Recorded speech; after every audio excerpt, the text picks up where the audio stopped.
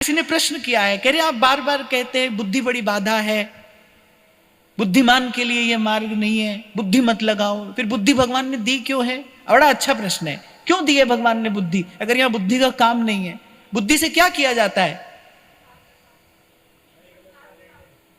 बुद्धि से किया क्या जाता है? किस काम आती है बुद्धि? चाय बनाती है, भोजन बनाती है, क्या करती है बुद्धि? बुद्धि गुण दोष का विचार करती है। कोई भी वस्तु आप उठाते हो, आपको उसमें गुण लगता है तो आप लेते हो।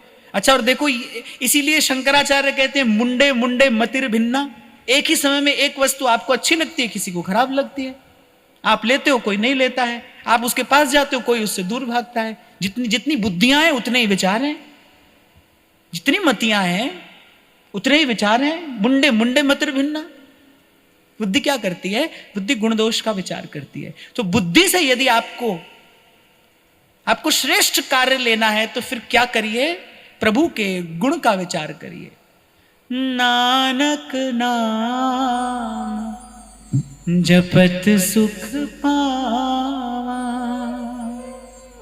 नाम जपते जपते बस प्रभु के गुण का विचार करिए, प्रभु का गुणानुकीर्तन करिए, जस गाइए प्रभु का, और अपने दोष का विचार करिए।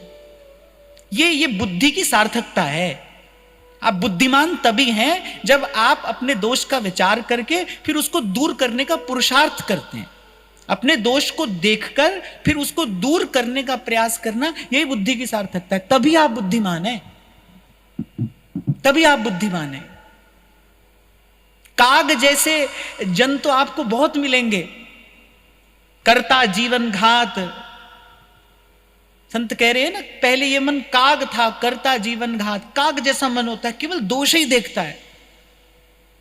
और ऐसे 2-4 लोग देखे मैंने भी अपने जीवन में। वो कहीं कहीं अनेक अनेक गुणों में से भी एक दोष निकाल लाते हैं और कहते हैं देखो कितनी पैनी दृष्टि है हमारी, जो तुम नहीं देख पाए वो हमने देख लिया। और इतनी नकारात्मकता भर जाती है उनके भीतर। ध्यान रखना, आप जैसा चिंतन करते हैं आप वैसी वस्तु को अपनी ओर आकृष्ट करते हैं, आप वैसी शक्ति अपनी ओर आकृष्ट करते हैं।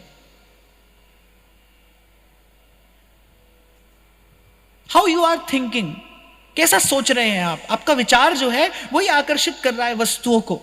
आप देखो, जो व्यक्ति डिप्रेशन में होता है, जो अवसादग्रस्त है, उसको सकारात्मक बात समझ में ही नहीं आती, वो नकारात्मक होता ही चला जाता है।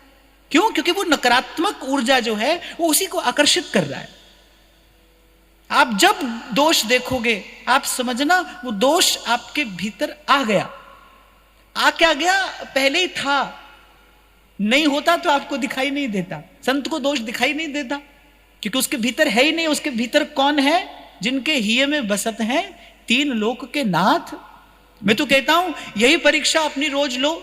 अगर आपको दोष दिखाई देता है तो समझ लो कि आपके भीतर है। आपको कभी मैंने एक उदाहरण दिया था कि 1-2 साल के बच्चे के सामने अगर कोई स्त्री पुरुष कोई काम क्रीड़ा करते हो तो उस बालक के मन में कोई दोष थोड़ी आता है, क्योंकि बालक का उस वस्तु से परिचय ही नहीं है, बालक का उस भाव से कोई परिचय नहीं है, बालक के अंदर वो कुछ है ही नहीं, तो वो उससे प्रभावित नहीं होता। जो दोष आपके भीतर है वही आपकी दृष्टि में आ रहा है। तो ऐसे लोग देखे मैंने, और वो इसी को अपनी चतुराई समझते हैं। वो सोचते हैं कि कितनी तीक्ष्ण बुद्धि है हमारी। बुद्धि तो तीक्ष्ण है पर काट अपना ही गला रही है। कि बुद्धि तो तीक्ष्ण है ही पर इससे अपना ही गला काटा जा रहा है। ये तो अपने पैर पर ही कुल्हाड़ी मारना है। ध्रुवदास जी कितनी सुंदर बात कहते हैं, कहते मूर्ख पर्वत पाप को ले चले अपने साथ। आप कल्पना नहीं कर सकते, आप कल्पना भी नहीं कर सकते कि पर दोष दर्शन से कितनी भयंकर हानि होती है। मैं तो केवल एक ही बात का विचार करता हूं और सोचता हूं कि भाई पहली बात तो नवधा भक्ति के क्रम में भगवान ये बात कह रहे हैं, स्वयं प्रभु ने ये बात कही। सातव सम मोही मैं जग देखा, मोते अधिक संत करि लेखा। फिर आठव जथा लाभ संतोषा, सुपने हूं नहीं देखूं पर दोषा।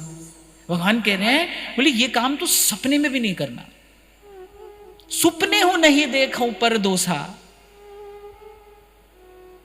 जैसे कभी आप अपने बालक को समझाते हैं ना, तो स्थिति की भयंकरता का बालक अनुमान नहीं लगा पाता है, तो आप कहते हैं कि बेटा ये काम तो कभी भूल के भी नहीं करना, ये काम तो कभी सपने में भी नहीं करना। मैंने तुम सोच नहीं सकते इससे कितनी बड़ी हानि हो जाएगी। ऐसे साधक को कितनी बड़ी हानि है परदोष दर्शन से, इसकी कल्पना आप नहीं कर सकते। सच में ऐसा ही है कि मूर्ख पर्वत पाप को ले चले हो अपने साथ। ये तो अपने अंतर बाहर को कलुषित कर लेना है, अपने आप को मैला कुचैला, जैसे कूड़े का ढेर कहीं पड़ा हो, आपने उठाया और अपने सिर डाल लिया। ये बिल्कुल ऐसा ही है, ये बिल्कुल ऐसा ही है। तो बुद्धिमान आप तब हैं जब आप बुद्धि का सदुपयोग कर रहे हैं। और बुद्धि का सदुपयोग क्या है कि अपने दोष का दर्शन करके फिर उसको स्वीकार करना। कभी कभी ऐसा भी होता है, आदमी अपनी गलती देख लेता है, समझ लेता है, लेकिन उसको स्वीकार नहीं कर पाता, उसको स्वीकार नहीं कर पाता, क्योंकि इसके लिए बड़ा हृदय चाहिए। अपने दोष को स्वीकार करने के लिए भी आत्मबल चाहिए। आप मान ले कि हम मुझ में ये कमी है, मुझसे ये भूल बार बार होती है, पर ध्यान रखना, भूल सुधारने की दिशा में उठाया जाने वाला ये सबसे पहला कदम है, अपनी भूल को स्वीकार कर लेना, मान लेना कि मुझ में ये गलती है। अच्छा, फिर इससे एक कदम आगे चलो, कुछ मान भी लेते हैं, लेकिन वो केवल कहते कहते भर है, वो अंदर से उसको दूर करने का कोई प्रयास नहीं करते। इसको दंभ कहते हैं। ऐसे कुछ लोग होते हैं ना, ऐसे ही अपनी दीनता का रोना रोते रहेंगे, हम तो ऐसे हैं, हम तो वैसे। अरे ऐसे वैसे हो तो साथ में प्रभु ने जो योग्यता दी है, अपने दोष के मार्जन का प्रयास करिए ना, तब तो लाभ हुआ अपने दोष को पहचानने का। ये तो कभी कभी व्यक्ति ऐसा ही होता है, बस वेरी शैलो, बहुत छिछला सा, देयर इज नो सब्सटेंस, उसमें कोई सार नहीं है, उसमें कोई तत्व नहीं है। ऐसा जीवन होता है बहुत सब लोगों का, देखता हूं मैं। गलती स्वीकार करिए। स्वीकार करने से क्या होगा? स्वीकार करने से क्या होगा? प्रकृति प्रसन्न होती है, फिर वो आपको बल देती है उसको दूर करने का। फिर आप अपने भीतर शक्ति पाते हैं अपने दोष के मार्जन की। तो बुद्धि को ऐसे लगाइए, इस काम में लगाइए। पहले अपना दोष देखिए,